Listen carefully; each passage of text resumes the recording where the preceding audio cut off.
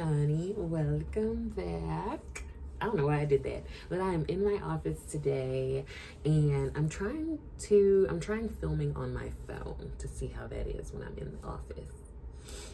This is the first time I'm doing it, so work with me. I tried to do stuff before, and anyway, so I'm gonna go ahead and get started and I'll tell you what I already put on my eyes. I have with me the NATASHA DENONA Mini Glam palette, and I broke this.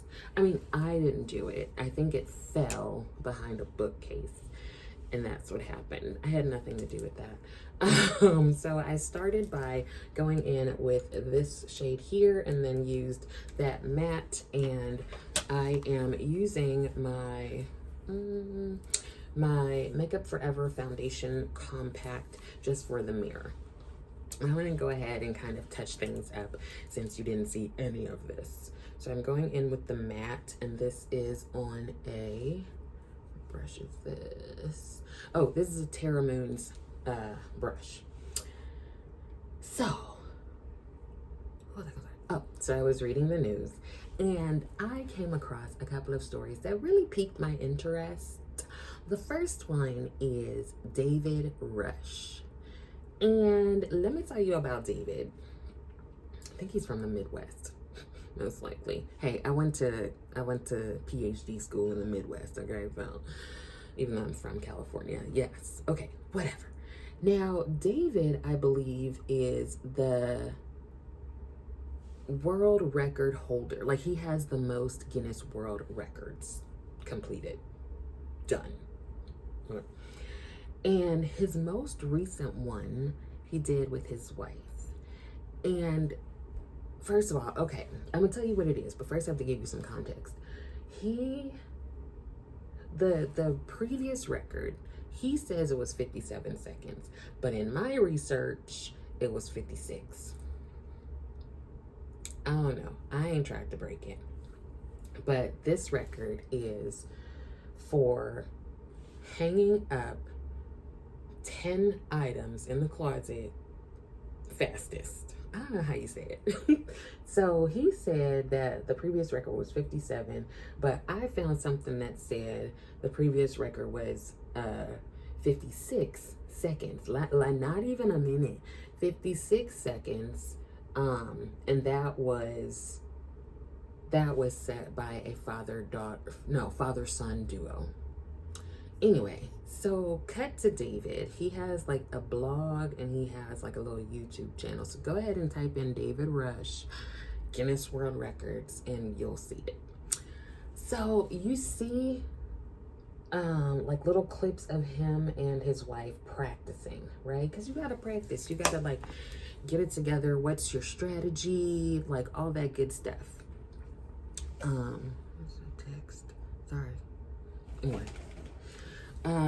So what was I saying? So he says that there are certain guidelines that you have to fulfill in order for it to count, right? He says that there are 17, but the thing is, he don't tell us what the 17 are. And when I tell you, I for a whole hour searched and I can't find it, okay? I can't find the list of guidelines or requirements. I'm gonna go into this lighter shade just to blend things out. I can't find the requirements, so if you can find them, please let me know. Put them in the chat. Put them in the comment section because I am curious. Anyway, so David and his wife, like, tell me what you would do if your partner came to you and was like, hey, let's try to beat this world record for hanging stuff up. First of all, if you came to me, listen, it takes me a good like minimum 2 weeks to hang stuff up. Let me know if you are like that, or if you're one of those people who like washes their clothes, dries their clothes, and then immediately folds and hangs them up, because you are superhuman. And I don't even aspire to be like you, because I can't. All right, it's already like a bunch of trials and tribulations to go ahead and carry all this laundry downstairs to where my washer and dryer are in the basement. and then wash the clothes and then have to go back down and put them in the dryer, I'm not going back down immediately to get them, okay? They're fine. They can wait until I can't find what I need to, and then I'll go down there and I will put them in the basket and bring them upstairs. And I'll probably let them wait, just like chill out for a little bit before I get to actually folding and hanging up. That's how adults do it. Okay? Anyway, so they hang up the clothes, and it's like, I think it's mainly t-shirts. I don't think it's anything buttoned. And they use like the ghetto hangers that we all have, like the real thin ones that don't have the grooves for anything, and you could break them real easily. They're not the like nice velvety ones we use for our you know, special clothing. It's just the ghetto ones, right? And I don't know if that's what they have to do. I'm not sure, because again, I don't have the guidelines.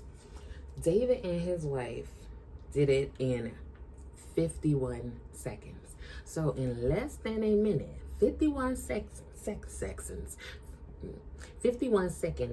they hang up 10 items of clothing. That's what I'm saying, y'all. If they had a record for leaving your clothes unfolded and unhung up, I would try to beat that one, you know? And I know it makes no sense. I know you should do it right away. That's how my mother taught me. She'd be so disappointed. I ain't telling her. Anyway, so yeah, David went ahead and passed and did that. And the excitement on his face, here's the thing. I feel like David don't have nothing to do with his life. He don't have nothing to do with his life, because that's what you spend your time doing? And it's only 10 items of clothing? Like, David, I'm gonna need you. Why don't you fold all the laundry? Why don't you hang up all the laundry? You spending your time trying to meet this record. I hope you put all the clothes up after you're done. And apparently he has just won like so many. I think I'm gonna go into this shade here. Maybe I'll just use all of the shimmers, honestly. Yeah, he's just sitting there breaking all the records. And one that he did was the fastest time putting on 10 t-shirts. See,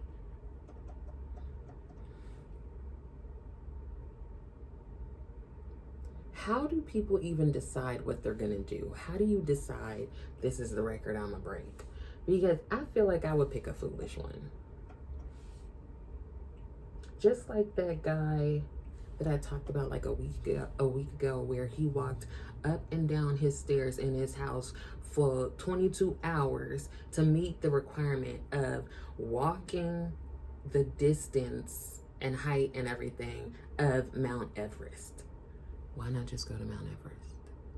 Because imagine somebody in your house doing that. I would be so annoyed. Like, sir, it's 1 a.m. and you still walking up and down them stairs. I need you to sit down.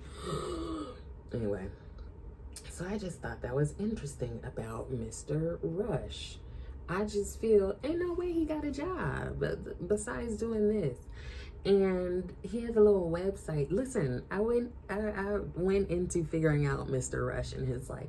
There's a website where you can hire him to come talk. What you gonna talk about?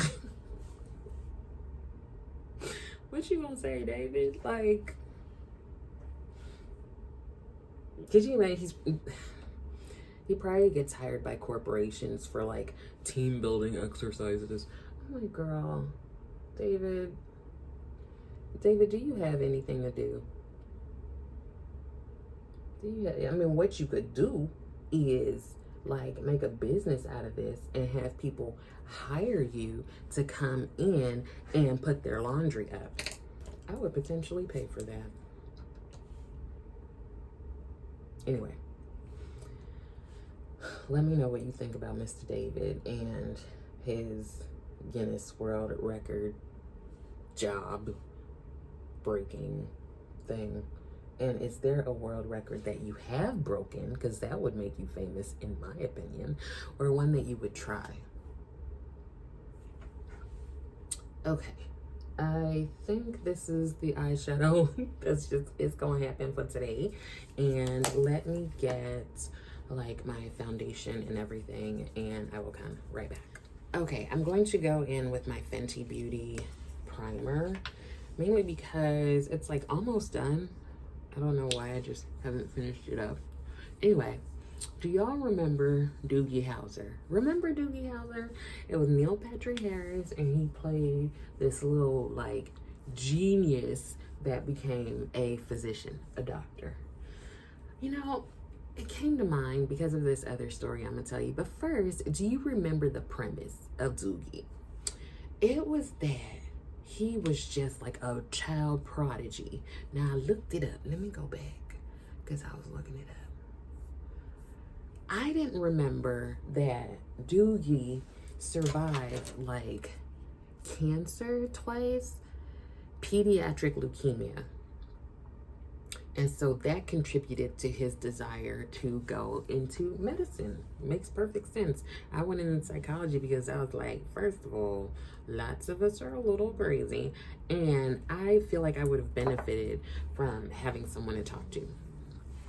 And especially, you know, coming from South Central LA and going to like these schools out of the area. And anyway, so I can resonate with that. So he is apparently a genius and has photographic memory, and he gets a perfect score on his SATs when he was like 6, and he completed high school in 9 weeks and graduated from Princeton at age 10 and finished medical school 4 years later. And at 14, he was the youngest licensed physician in the country. This is fictional.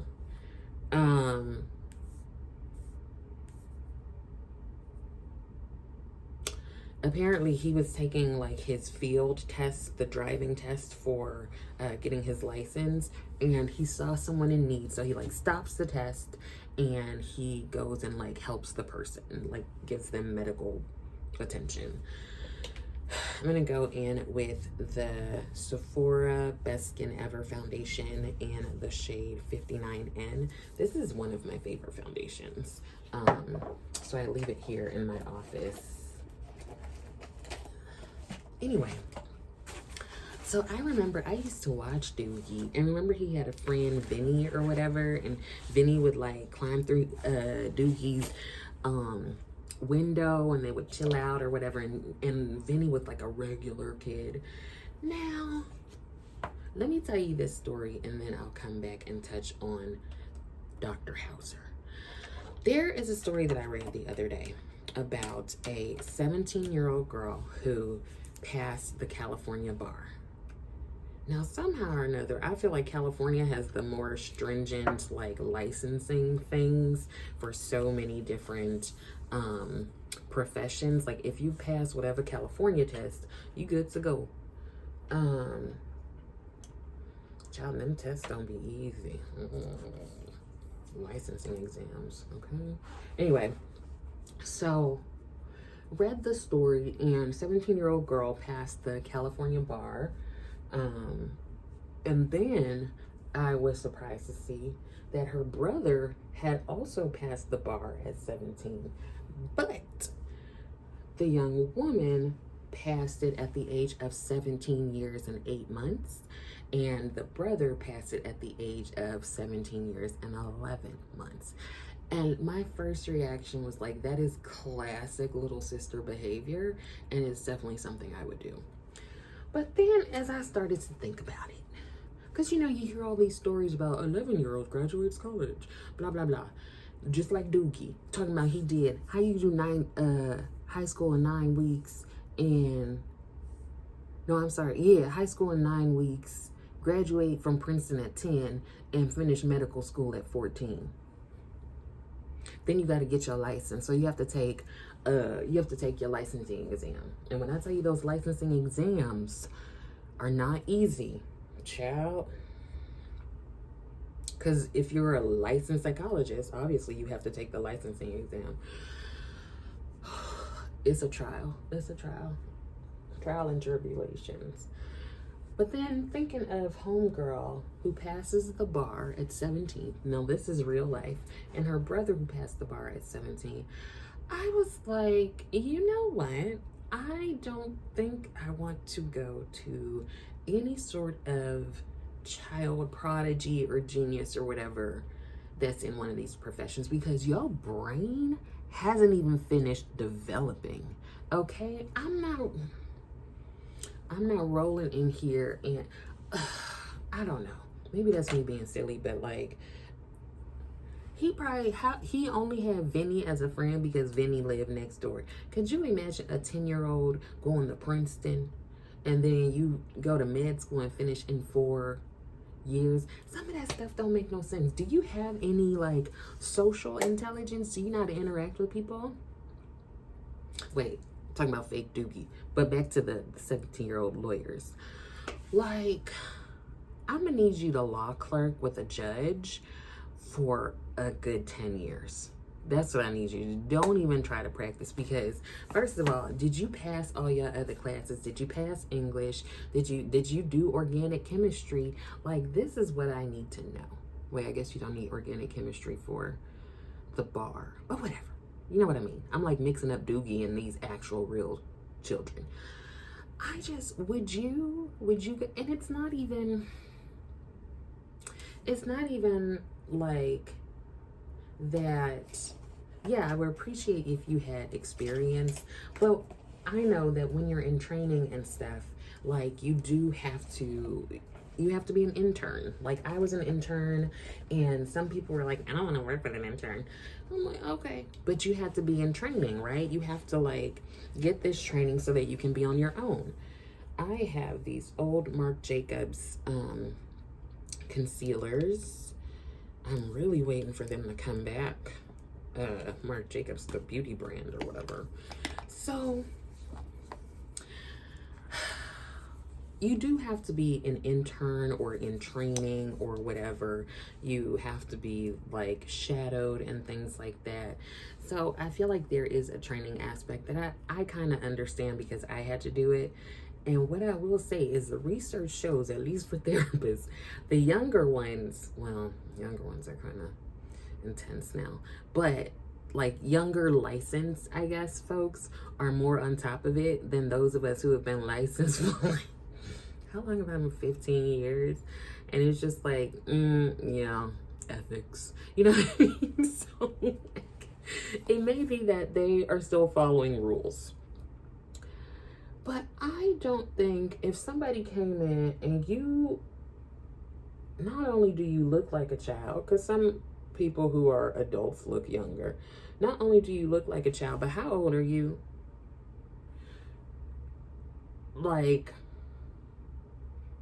I'm not impressed if you're like, I'm the youngest lawyer in the history of the world.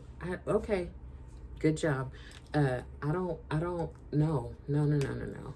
I'm at least need you to be able to vote. And I'm gonna also need you to be able to have a cocktail, because I'm sure whatever case I'm involved in, we're gonna need one or two. So would you go to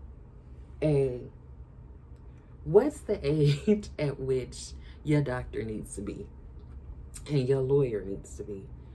And what is it that you want them to have achieved? Because having worked with med students in terms of them being in med school, especially like students of color and things like that, med school ain't easy. And you finished it in 4 years. Did you do like, what are your stage 1 and stage 2 and all that stuff? How you do all that? So now you have to be a resident, right? Why am I talking about Doogie Howser? Like, I mean to be talking about these daggone 17-year-old lawyers. Lord. Confusing, like, reality with false. Anyway, would you want a 17-year-old lawyer? And maybe it's just that they passed the bar and they're not actually going to be practicing as lawyers. But then also, I need you to pass the bar again when you're like ready to practice, because things change. Child, I know our licensing test has changed, and I'm like, I'm so glad I'm not taking it right now. I don't know. Would you have a 17-year-old lawyer? Because maybe I am just being too ridiculous about it, but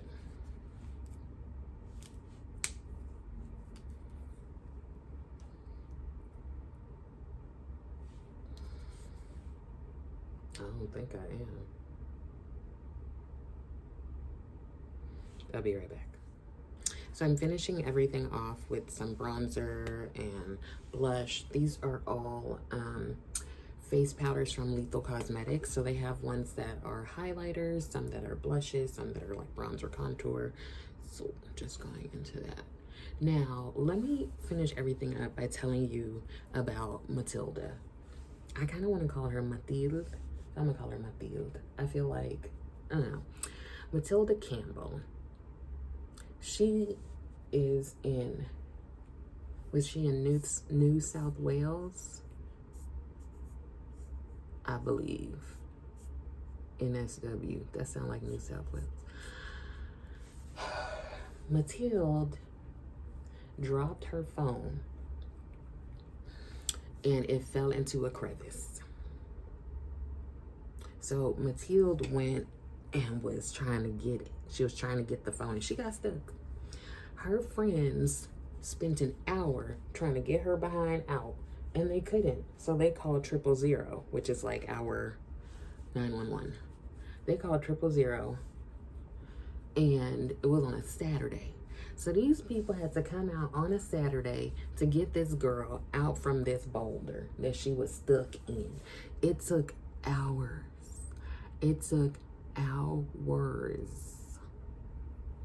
So you had the 1 hour that her friends did, and then you had the several hours that the emergency services did. They had to remove heavy boulders out of the way so that they could safely get her. And she was now wedged in one, like an S curve. Now there have been several stories where people get stuck in these like S curves, and I know years ago there was this one man who didn't get out, unfortunately. And of course,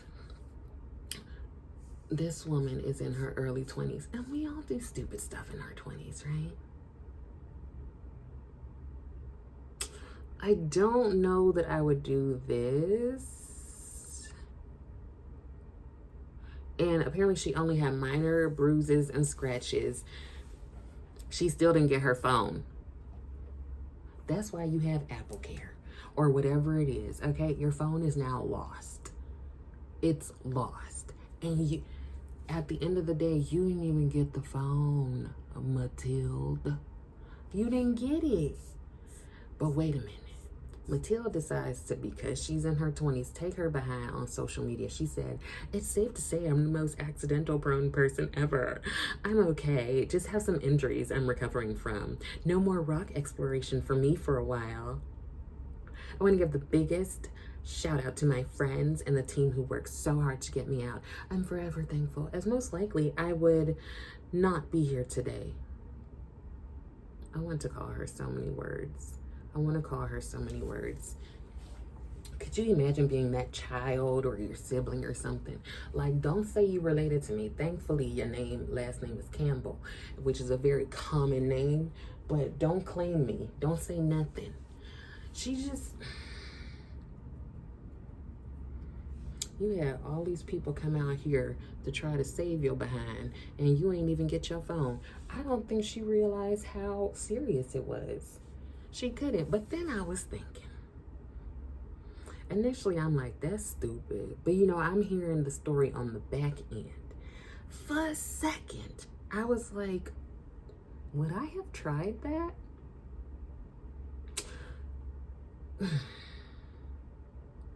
I want to say that I wouldn't, but I can't say that I wouldn't, because when I tried to get this from behind the bookshelf, I got a little stuck. So for my phone, like, don't lie. Would you do it? Like, okay, afterwards, I feel like we could take a step back and think, like, that was real stupid. But I feel like in the moment, have you not reached down to get your phone when it's stuck somewhere? Have you not? So I'm over here like, Matilda real stupid. Okay? Matilda, girl. And I'm like, man.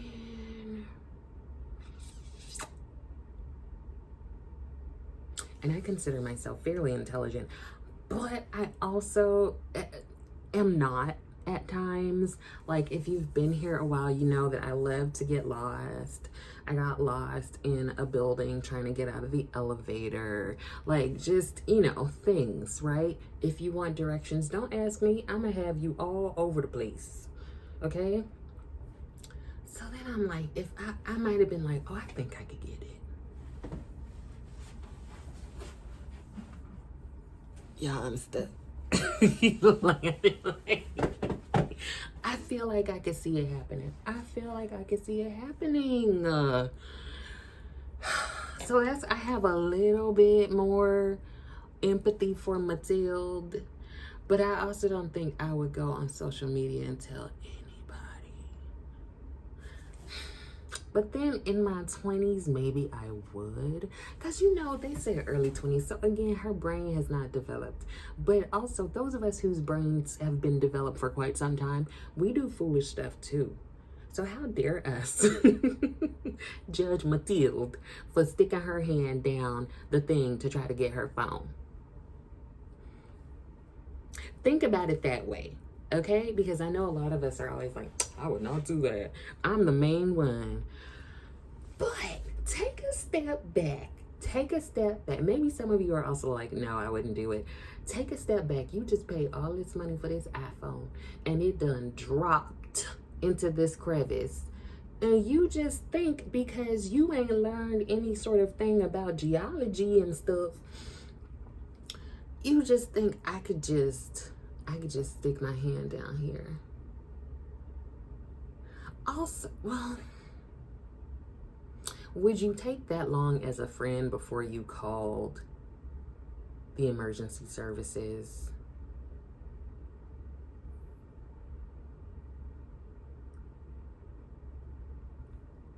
I don't know. I really don't know. And she over here giving a big shout out to her friends and the team. Child, they spent hours trying to get you out this place when they could have been doing everything else to save other people. And you could have died. You could have died for a phone. You ain't even get the phone. Don't tell nobody that part.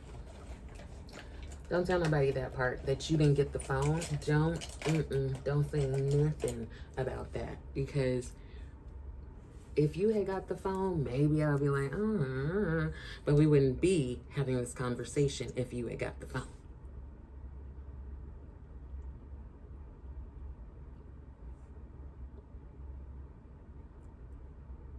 So let me know, what do you think about David Rush and his Guinness World Record stuff?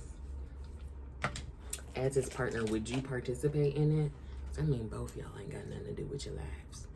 Let me know about the 17-year-old lawyer, well, bar passer.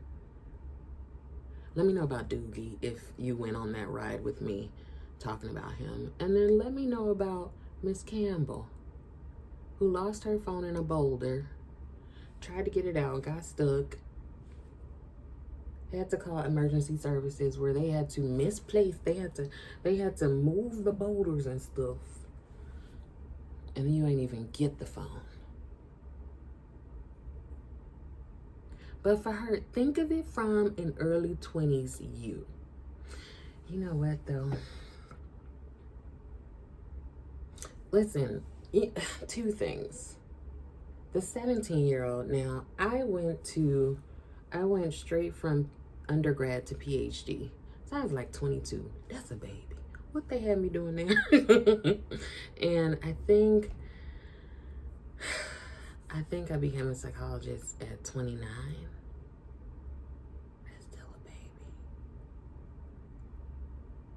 So this 17-year-old, like, who am I to talk? Who am I to talk? But I still don't, I had some people who were like, I want someone older. Okay. So I can understand, but I would still be like, I want someone older. And then Mathilde, I was about to say 20-something-year-old me, would I do that? I don't know. Well, let me know what you think, girl. I'm curious.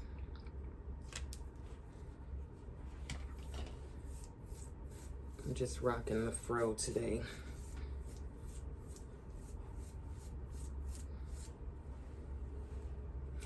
Okay, I'm probably gonna put on some powder in a moment, but I think this is it for now. So let me know your reaction to these stories. I hope that some of this was helpful, and I also hope that you are continuing to take care of yourself. I would love it if you liked the video, and I would love it even more if you subscribe to the channel. Thank you so much for watching, and I will see you next time.